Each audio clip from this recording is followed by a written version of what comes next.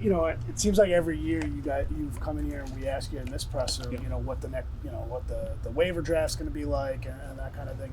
Is it a different feel this year for you guys, the way your roster is built and the fact that you've been here for a while, that maybe the focus is on different things at this time of year, or is it kind of same bat story for this front office as far as what the next week holds? Or when you look at the cut down scenario, our process is never going to change. Obviously, we're third in the claim order, but our needs are different than it was in year one when we had heavy claims and we're more so purging the roster. Now, always trying to canvas where we can make incremental improvements. So you look at roster spots, call it 46 or 53. Where there is opportunity for improving and creating competition on the back end, whether it's a special teams role, whether it's a depth role, whether it's a depth versatility role, multi-position flex. And as we get out of this next game, figuring out where our guys stack versus the other 31 clubs and, what they have to offer on the waiver wire, and then, seeing what the best combination is for us going into that first week. Brandon, you guys were super high. Obviously, you traded up for Jalen Hyatt. You guys were super high on him. Why do you think he hasn't put it together yet, and do you still think that's coming? Yeah, I'm excited for Jalen. He's put in the work. Biggest thing evident by him getting his weight up. I think the relationship with him and Russ is really going to be the opportunity to unlock him. When you look at what Jalen can do from just in terms of if you're playing single high coverage and he's got the ability to take the top off and keep the secondary honest, Russ's ability to throw the deep ball as evident in the last preseason game, that's a connection they've been working on. And the nice part is, as soon as Russ got here, he was very emphatic in saying that Jalen reminds him of certain guys that he had back in the Seattle days that could be strict quick strike, explosive play guys where, they only need 2, 3 to 4 to 5 touches to be impactful in the game. So that relationship's been really good. Russ has been great in terms of the mentorship with Jalen, keeping the spirits high, and proud of Jalen. He's working. He never has gotten down on himself. He knows it's a constant grind, and he knows the talent he has. He's just frustrated, and he knows what we put into him in terms of trading up, and he wants to put a return in on that investment. From a personnel side, how do you feel about the quarterback room? It's obviously a very different room. You have 2 veterans, first round pick that you drafted, and then Tommy, the guy you worked with now for 3 years. Yeah, Jordan, when you look at the quarterback room, it's completely different for the most part. And in our offseason planning between Joe, Dabes, Kafka, Shea, it was very intentional in terms of getting the right pieces and creating the right environment, one, for a young quarterback to grow in terms of Jackson, but also, to win on the field. When you look at Russ's relationship with Shea goes back to their days at NC State. So there is already a rapport there, and you throw Jameis in the fold. Can't really put into words how impactful Jameis has been from the locker room standpoint. I know you guys see him around, and he has the funny sound bites, but his work ethic has been great for Jackson. Whether it's doing late night yoga inside the weight room, mobility, meditation, all those things, it's really been great for a young quarterback to grow, and also just to see someone who's had a perspective outside this building on how to prep and be a pro. You just raved about James. His name keeps coming up everywhere, though, as like a potential trade candidate. I mean, do you view him as like he has a role here no matter what? Or would you listen just based on where you guys are at that position? I appreciate people that are interested, but Jameis is a New York Giant. With the way that he's gone about his business from day one, he's made it very intentional with the fact that he wants to be here and he wants to be here for the long haul.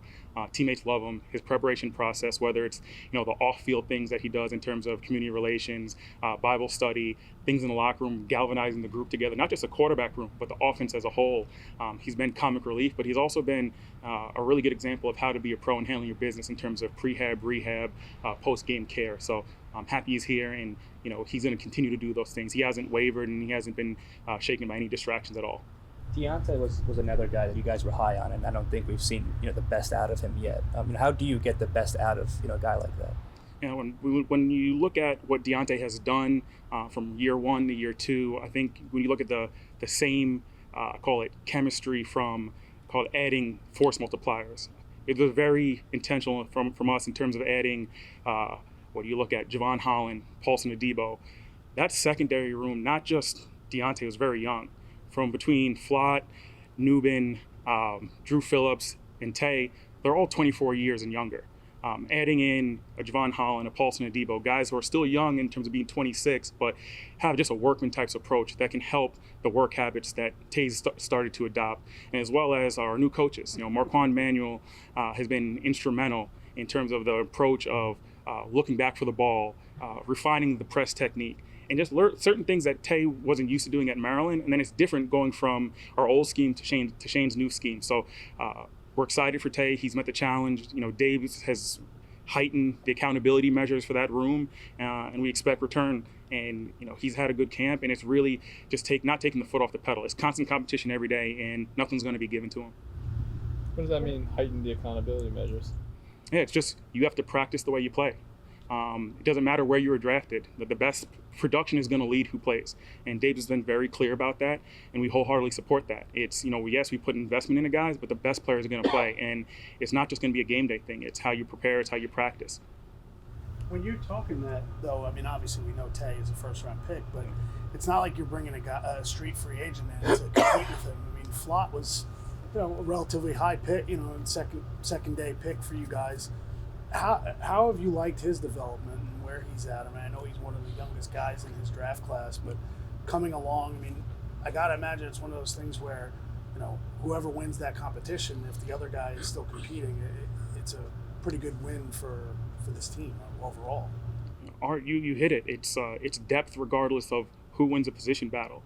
Flott's been able to be a Swiss Army knife for us. He can play on the outside, he can play some inside nickel, and we can do situational matchups. Whether it's a certain flavor receiver that we're going against that Tay's going to match up with, with his height, weight, speed ability, and Flott has high IQ. There's certain things that each guy does well, and it's our job to maximize and put him in the right position to be successful. And when you look at what Flott's done in terms of from year one to now, he's got his weight up. There's been situations where coming in light, being a young guy coming out of LSU, there's been some situations where he's had to, really battle being a physical guy at a lighter weight. Now he's got a little bit more armor on him, and just consistency. Again, the accountability measure is up. Neither one of those guys wants to miss practice. And it's almost an iron sharpen iron scenario where, every time they have a good rep, the next guy's cheering for him, but they know they have to step their game up and produce another good rep themselves. So it's been a really good spirited competition, and we know however it shakes out, we're going to have great depth. What is it about this roster that gives you overall a better feeling about how to see the results for this season? Jordan, when you talk about the roster, the biggest thing you can point to is the depth we have, the versatility we have. Look at the off-season construction. There was an emphasis on rush and coverage. Rush and coverage is going to age well and lend to an identity.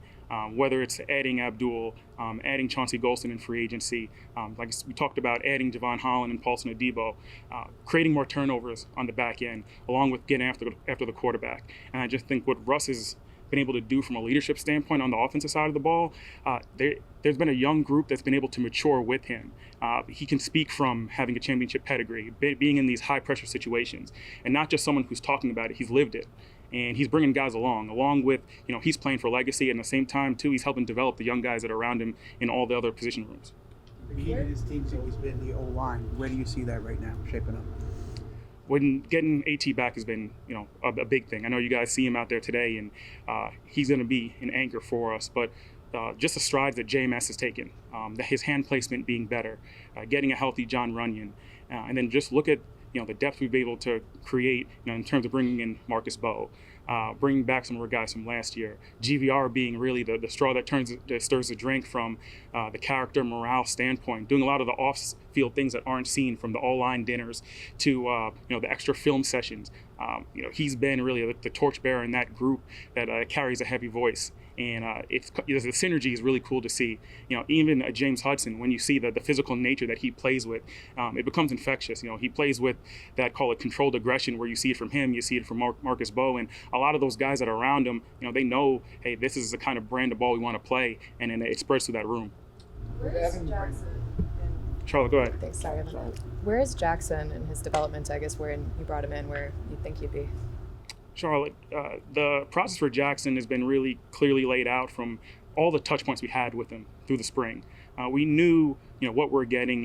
It was playing to his strengths right now, whether it's, playing with pace, his ability, you've seen it last preseason game, to manipulate his arm slots in the screen game, throw with touch, and just improving on the other nuances of the fundamentals. Obviously, our offense is not the easiest, but, what he's able to do in terms of on the daily to get tutelage from Russ and Jameis. We can bring him along at the right, call it pace, where we don't have to force him into scenarios that he's not comfortable with. And you see it from OTAs to mini camp to early training camp to the preseason games. It's just a comfort. The game is slowing down for him. And I just think from the rhythm and pace that he's playing with and the tempo that we're able to push, it all lends to his strong suits. And then, really having been able to even unlock all the athleticism that he has as a runner. You don't see a lot of, the RPO and things like that nature that he's able to do as well. So we're excited to continue to progress and develop him. And Dave's, Kafka, Shea, they all have a plan, and it's right on pace. And, we're happy with where he's at, and he's encouraged. And guys cling to him. We talked about it last time. He's got a kind of swagger and aura and element to him that he's the everyman. He can connect with the skill guys, to the linemen, to the receivers, to the DBs, and it doesn't matter old, young, or vet. He's got that cool way about him that guys cling to. Evan, go ahead. Oh, sorry. Yeah. Evan Neal's development, just kind of how have you seen him take to being right guard now? Just how's his growth been? Evan, with the biggest thing with Evan is what he's done from a balance perspective. At tackle, obviously, when he moves inside, the game's happening a little bit quicker for him. In terms of rebiting or refitting his hands, that's a constant work from a technique standpoint. But especially playing with better hand placement on contact, better balance, anchoring, being able to keep the interior firm. Those are things that Evan's been able to do, but we need to continue to progress him, from not just creating the line of scrimmage, but just adjusting laterally in pass protection, be able to adjust versus counters. A lot of the things in space where a man at his size, it's a little bit more difficult for, but keep him progressing from a technique standpoint. And, Carm and James have poured into it, and Evan's taken to it. He's been all on board with the change, and he just wants to help the team any way he can. He wants to be the best version of himself. He knows nothing's going to be given to him regardless of draft status, and he's working every day in terms of just the technique, correcting his flaws, whether it's watching other guys on film, picking up tips and trades from guys like GVR and some of the vets, and then working on his timing. And I think when you look at the combo blocks, that's one thing he's done a better job with, is coming off with his departure angles and fitting up his combo blocks with good timing. So Evan's going to continue to grow, and he's fighting. Brandon, y'all did so much work on Jackson leading into the draft, but what's something you've learned about him since he got here that you either didn't know or that you didn't know to this degree? Yeah, Joy, that's a good question. With Jackson, we put so much time into him in the pre-draft process, there really hasn't been any surprises. But I think the cool thing is seeing the way he preps in real time. I mean, he squeezes all the juice out of any type of methods, whether it's creating voice notes for himself, finding little incremental times where we may be on the bus and he's creating voice notes for himself and listen back to him on his headphones. Always just finding time to get better. The little things. I didn't know he was a yoga guy, and him and Jameis do extra mobility things within the weight room late at night. It could be have a nightly walkthrough at 6 and he's in there at 7:30 with Jameis. And the everyman aspect, that was expected. We knew the magnetic personality he had, his work ethic, but just the little wrinkles in terms of how that work ethic has materialized has been really cool to see. We'll take 3 more. We ask Kafka all the time, Brandon, about his experience with Mahomes sitting on the bench. You were there when Jalen Hurts was drafted. Right? What was that experience like as it relates to Jackson? Like, he sat on the bench for a while. The plan there, did it get accelerated at all with Jalen because of how he was performing? Like, what do you remember about that? Yeah, Ryan, when you look at the process of, call it, developing the quarterback, seeing it from a different lens on the bench, I think it's critical. Not being forced to be in the game and play and take those live reps before you're ready for it. And you may be ready at a time before you hit the field, but when you can see a perspective of, okay, how does the play comes into the game? How does sudden change work? When you have to deal with everything that goes on before the ball is snapped at the line of scrimmage, from different cadence, working with the center, coverage that disguise, and how you're adjusting to it.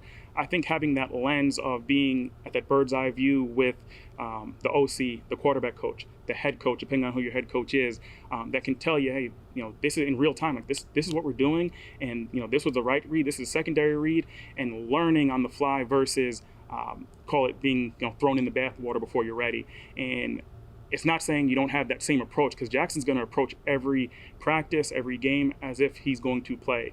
But it's having the ability to see the different lens of how the game's going, and it's slowing down for him. And then when he's time to play, when he's ready, he's able to do that with the utmost confidence because he's take these secondhand reps from being, the guy that's seeing it from the bird's eye view. And it was the same way with Jalen. You pluck him in the game now, and they've envisioned themselves making these plays. They've envisioned the coverage reads, and they've gone through, call it a cycle that's different than college. In college, you're not having the same type of call it rigorous looks, rigorous plays that you have to go through. Some of the verbiage is minimal in college based on what they're asked to do there versus what they're asked to do once they get to our level. So that whole total package is what sitting can allow you to really accomplish and get that comfort level. Brandon, how has your role evolved since you got here? Like, what more is on your plate now as far as like daily and big picture responsibilities compared to when you first arrived as assistant GM? Yeah, Pat, the good thing about, when you ask that question about the role changing, I'm forever grateful and fortunate for Joe, just the way he's treated me in this role. He always says, hey, if I ever get sick, get hit by a bus, I want the show to never stop rolling, and you're privileged to everything. Whether I'm in a meeting with him, whether it's a debrief, whether it's a prep, we're going through these things hand in hand, where I know that doesn't happen everywhere, where I'm really fortunate for Joe. And, this off season, we were able to, add a new sports nutritionist, redo our player development department, hiring player development VP and also player engagement director. Then same times too, making changes to our sports performance department. Joe being, so open in terms of sharing ideas and inclusion in the process. And I know that doesn't happen everywhere, but the fact that, he's open, pull back the curtain for me and allow me to be hand in hand with him. It's been a process that started when we got here, and it hasn't changed. But there's just every year has its own different challenges and different requirements, and he's brought me along the way with him. You've told us stories in the past about scouting some of these off the beaten path guys, and you've got a couple with Turbo and Chapman who have really picked up steam over the last couple of weeks. I don't know if you want to talk both, but what have you seen from those guys, and is there satisfaction to see from the scouting process to now where they are in the NFL? Yeah, the development of our young guys, one, hats off to our college department for identifying them. Two, our pro scouting department, that's very instrumental on really having an influence on which guys are on practice squad. We treat our practice squad like a AAA program. It's our pipeline, and we want guys that are on the practice squad in year one be able to push for a roster spot in year two or contribute in some facet in year one. When you look at Turbo, the way that we acquired him, he had an eligibility waiver issue at South Carolina. We had our scouts that were convicted on the talent, saw him at Columbia, knew that he had rare speed. Like, he's a 10-2 100 meter guy. He has speed that just doesn't roll out of bed. Not everyone can duplicate the speed that Turbo has. With him, the work on the practice squad last year, his hands have improved incrementally. You guys have seen it the first two games in terms of in the preseason, in the screen game. The explosiveness, the speed were always there, but the route running, the hands, the hand-eye coordination, the run after catch, that's all things that have been a work in progress. So it's hats off to our college guys identifying him and our pro guys standing on the table to develop him on practice squad. Along with Elijah, we talked about Elijah's background last year. Some of the moonlighting fullback stuff that you guys see, that was identified by our college guys at SMU. It's not the way that he lives and makes his money, but it's an additive and a versatility piece that he's able to do, whether it's special teams, whether it's fullback, adding into his mainstay at defensive line. Those are things that make him unique. And I think the guys this year, you look at a Bo Collins, a guy who was a highly decorated high school player. He's 6'3" with almost an 80-inch wingspan and a 38-inch vertical. And he's a guy that had the injury bug through college, but he was able to string together at two different programs a high level of aptitude of learning two different systems, and there was enough flashes for our guys to like him. And you're starting to see those flashes now with us. You saw it in the last game catching the deep ball from Russ, and he's been a pro's pro everywhere he's been, and he's kind of built those calluses up from early career injuries and come out on the other side. So that's another anecdote of our college guys identifying a player, seeing the traits that aren't very common, and believing in our position coaches, and there's really that collaborative process of our position coaches fighting for a guy, wanting to develop him, and then us getting him in the building, and then really our pro guys, saying, hey, where does this guy fit in terms of challenging for a roster spot, or can we see him at some point in year 1, year 2, knocking on the door to contribute in a certain way?